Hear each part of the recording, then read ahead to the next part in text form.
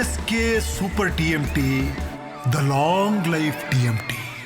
ನೋಡಿ, ದುರ್ಘಟನೆಯಲ್ಲಿ ಆಗಿರ್ತಕ್ಕಂಥ ಅನಾಹುತಗಳನ್ನು ಅಂದಾಜು ಮಾಡೋದೇ ಕಷ್ಟ ಆಗುತ್ತೆ. ಹೀಗೂ ಆಗಬಹುದಾ ಅಂತಕ್ಕಂಥ ಪ್ರಶ್ನೆ ಅಲ್ಲಿ ನಿನ್ನೆ ಆ ಗುಡ್ಡ ಕುಸಿತ ಆದ ನಂತರ ಕೆಲವರು ಕಣ್ಮರೆಯಾಗಿದ್ದು, ಕೆಲವರು ಸಾವನ್ನಪ್ಪಿದ್ದು, ಇದೆಲ್ಲವೂ ಕೂಡ ಒಂದೊಂದಾಗಿ ನಮಗೆ ನಂತರದ ಸಂದರ್ಭದಲ್ಲಿ ಗೊತ್ತಾಗ್ತಾ ಇದೆ. ಸೊ ಈ ಭೀಕರ ಬೆಟ್ಟ ಕುಸಿತ ಏನಾಗಿತ್ತು, ಆ ಮೀನಾಕ್ಷಿ ನದಿ ಅಬ್ಬರಿಸ್ತಾ ಇದೆ. ಅಷ್ಟು ಪ್ರಮಾಣದ ಮಳೆ ಆಗಿದೆ. ಅಲ್ಲಿ ನದಿಯಲ್ಲಿ ತೇಲ್ ಹೋಗ್ತಾ ಇವೆ ಬಸ್ಗಳು, ಜೀಪ್ಗಳು, ಲೆಕ್ಕನೇ ಇಲ್ಲ. ದುರಂತ ಸ್ಥಳದಿಂದ ಪಬ್ಲಿಕ್ ಟಿವಿ ಪ್ರತ್ಯಕ್ಷ ವರದಿಯನ್ನು ನಿಮಗೋಸ್ಕರ ತರ್ತಾ ಇದೆ. ನೆನ್ನೆ ಒಂದು ಬಸ್ಸು ಬಿದ್ದಿತ್ತಲ್ಲ, ನೋಡ್ತಾ ಇದ್ದೀರಲ್ಲ, ಇದು ಆ ಬಸ್ಸು ಹೋಗ್ಬಿಟ್ಟು ಸೀದಾ ಅಲ್ಲಿ ಹೋಗಿ ಬಿದ್ದಿತ್ತು.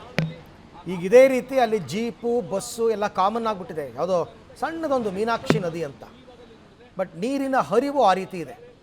ಆ ಪರಿಪ್ರಮಾಣದಲ್ಲಿ ಮಳೆಯಾಗಿದೆ. ನಾನೀಗ ಕೇರಳದ ವಯನಾಡು ಜಿಲ್ಲೆಯ ಮೆಪ್ಪಾಡಿಯ ಬಳಿಯಲ್ಲಿ ನಿನ್ನೆ ನಡೆದಂತಹ ಬೆಟ್ಟ ಕುಸಿತ ಪ್ರಕರಣದ ಪ್ರಮುಖವಾದಂತಹ ಕಾರ್ಯಾಚರಣೆಯ ಪ್ರಮುಖವಾದಂತಹ ಸ್ಥಳದಲ್ಲಿದ್ದೇನೆ. ನಾನೀಗ ನಿಂತಿರುವಂತಹದ್ದು ಮೀನಾಕ್ಷಿಯ ನದಿಯ ದಡದಲ್ಲೇ ನಾನು ನಿಂತಿರುವಂಥದ್ದು. ಈ ಮೀನಾಕ್ಷಿಯ ನದಿಯ ಅಬ್ಬರ ಕ್ಷಣ ಕ್ಷಣಕ್ಕೂ ಕೂಡ ಹೆಚ್ಚಾಗ್ತಲೇ ಇದೆ. ಈ ಮೀನಾಕ್ಷಿಯ ನದಿಯ ಒಳಭಾಗಕ್ಕೆ ದೊಡ್ಡ ದೊಡ್ಡ ಬಸ್ಗಳು ಮತ್ತು ಟೆಂಪೋಗಳು ಮತ್ತು ಜೀಪ್ಗಳು ಎಲ್ಲವೂ ಕೂಡ ನಿನ್ನೆ ನಡೆದಂತಹ ಬೆಟ್ಟ ಕುಸಿತ ಪ್ರಕರಣದಲ್ಲಿ ಇಡೀ ಬಸ್ಗಳು ಬಂದು ಈ ಮೀನಾಕ್ಷಿಯ ನದಿಗೆ ಬಿದ್ದಿದ್ದಾವೆ. ಈ ಒಂದು ಮೀನಾಕ್ಷಿಯ ನದಿಯ ಅಬ್ಬರ ಕ್ಷಣ ಕ್ಷಣಕ್ಕೂ ಕೂಡ ಹೆಚ್ಚು ಆಗ್ತಲೇ ಇದೆ. ಈ ಒಂದು ನದಿಯ ಇದರ ಮೀನಾಕ್ಷಿ ಸೇತುವೆ ಅಂತಲೂ ಕೂಡ ಕರೀತಾರೆ. ಈ ಒಂದು ದುರಂತದ ಸಂದರ್ಭದಲ್ಲಿ ಈ ಸೇತುವೆಯ ಮೇಲ್ಭಾಗದಲ್ಲೇ ಈ ಬಸ್ಗಳನ್ನು, ಅಂದರೆ ಕಾರ್ಮಿಕರನ್ನು ಕರ್ಕೊಂಡು ಹೋಗೋದಕ್ಕೆ ಆ ಬಸ್ಗಳನ್ನು ನಿಲ್ಲಿಸಲಾಗಿತ್ತು. ಕೆಲವೊಂದಿಷ್ಟು ಜೀಪ್ಗಳನ್ನು ಕೂಡ ನಿಲ್ಲಿಸಲಾಗಿತ್ತು. ಈ ಜೀಪ್ಗಳು ನೇರವಾಗಿ ಬೆಟ್ಟ ಕುಸಿದಂತಹ ಹಿನ್ನೆಲೆಯಲ್ಲಿ ನೇರವಾಗಿ ಬಂದು ಮೀನಾಕ್ಷಿಯ ನದಿಯ ಒಡಲಿಗೆ ಬಿದ್ದಿದ್ದಾವೆ. ಈಗ ಮೀನಾಕ್ಷಿಯ ನದಿಯ ಒಡಲಲ್ಲಿ NDRF ಕೂಡ ಕಾರ್ಯಾಚರಣೆಯನ್ನು ನಡೆಸ್ತಾ ಇದೆ. JCBಗಳ ಮೂಲಕವಾಗಿ ಹುಡುಕಾಟಗಳ ಪತ್ತೆ ಕಾರ್ಯ. ಯಾಕಂದರೆ ಯಾರಾದರೂ ಸಿಲುಕಿರ್ಬೋದಾ ಅನ್ನುವಂಥದ್ದು. ಯಾಕಂದರೆ ಇಲ್ಲಿ ಗಮನಿಸ್ತಾ ಇದ್ದೀರಿ, ಎಷ್ಟು ದೊಡ್ಡ ದೊಡ್ಡ ಬಂಡೆಗಳು, ಎಷ್ಟು ದೊಡ್ಡ ದೊಡ್ಡ ವೆಹಿಕಲ್ಗಳು ಎಲ್ಲವೂ ಕೂಡ ನೀರಿಗೆ ಬಂದು ಬಿದ್ದಿದ್ದಾವೆ. ಹೀಗಾಗಿ ಯಾರಾದರೂ ಇದರ ಒಳಗಡೆ ಸಿಲುಕಿರ್ಬೋದಾ ಅನ್ನುವಂತಹ ಸಂಶಯದ ಹಿನ್ನೆಲೆಯಲ್ಲಿ NDRFನವರು ಈಗ ಪ್ರಮುಖವಾದಂತಹ ಕಾರ್ಯಾಚರಣೆಯನ್ನು ಕೂಡ ನಡೆಸ್ತಾ ಇದ್ದಾರೆ.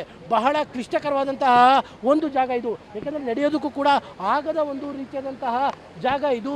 ಸಂಪೂರ್ಣವಾಗಿ ಭೂಕುಸಿತವಾಗಿದೆ, ಈ ಬೆಟ್ಟ ಕುಸಿತವಾಗಿದೆ. ಹೀಗಾಗಿ ಇಲ್ಲಿ ನಡೆಯೋದಕ್ಕೂ ಕೂಡ ಅಸಾಧ್ಯವಾದಂತಹ ಪರಿಸ್ಥಿತಿಯ ಜಾಗದಲ್ಲಿ ಈಗ ಕಾರ್ಯಾಚರಣೆಯು ಕೂಡ ಸಾಗ್ತಾ ಇರುವಂಥದ್ದು. ಪ್ರಮುಖವಾಗಿ ತಾವೀಗ ಗಮನಿಸ್ತಾ ಇದ್ದೀರಿ, 2 JCBಗಳ ಮೂಲಕವಾಗಿ ಇಡೀ ಒಂದು ಬೆಟ್ಟದ ಮಣ್ಣನ್ನು ಮೇಲಕ್ಕೆ ಎತ್ತುವಂತಹ ಕಾರ್ಯಾಚರಣೆ. ಯಾಕಂದರೆ ಯಾರಾದಲ್ಲಿ ಸಿಲುಕಿರ್ಬೋದಾ, ಬೇರೆ ಇನ್ಯಾವುದಾದ್ರು ವಾಹನಗಳು ಇರ್ಬೋದಾ ಅನ್ನುವಂಥದ್ದರ ಪರಿಶೀಲನೆಯನ್ನು NDRFನ ತಂಡದವರು ಮಾಡ್ತಾ ಇದ್ದಾರೆ. ಮಗದೊಂದು ಕಡೆಯಲ್ಲಿ ಈ ಕಡೆ ಕಾರ್ಯಾಚರಣೆಯನ್ನು ಕೂಡ ತಾವು ಗಮನಿಸ್ಬೋದು.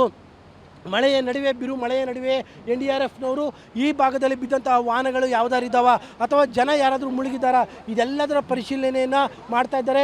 ಮತ್ತೊಂದು ಕಡೆಯಲ್ಲಿ ಮೀನಾಕ್ಷಿಯ ನದಿಯ ಅಬ್ಬರವೂ ಕೂಡ ಕ್ಷಣ ಕ್ಷಣಕ್ಕೂ ಕೂಡ ಹೆಚ್ಚಾಗ್ತಲೇ ಇದೆ. ತಾವೀಗ ಗಮನಿಸ್ತಾ ಇರುವಂಥ ವಿಜುವಲ್ಗಳು, ಇದು ನೇರವಾಗಿ ಮೀನಾಕ್ಷಿ ನದಿಯ ಅಬ್ಬರದ ಜಾಗ.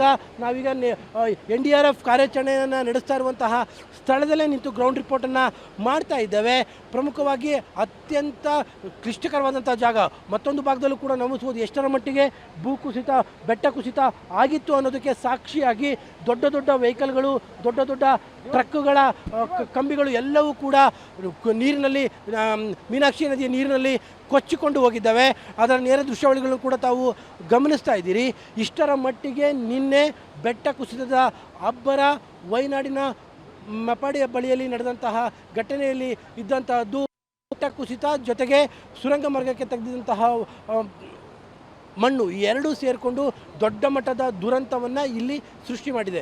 ಕ್ಯಾಮ್ರಾ ಪರ್ಸನ್ ಕಾರ್ತಿಕ್ ಜೊತೆ KP Nagaraj, public TV, Kerala.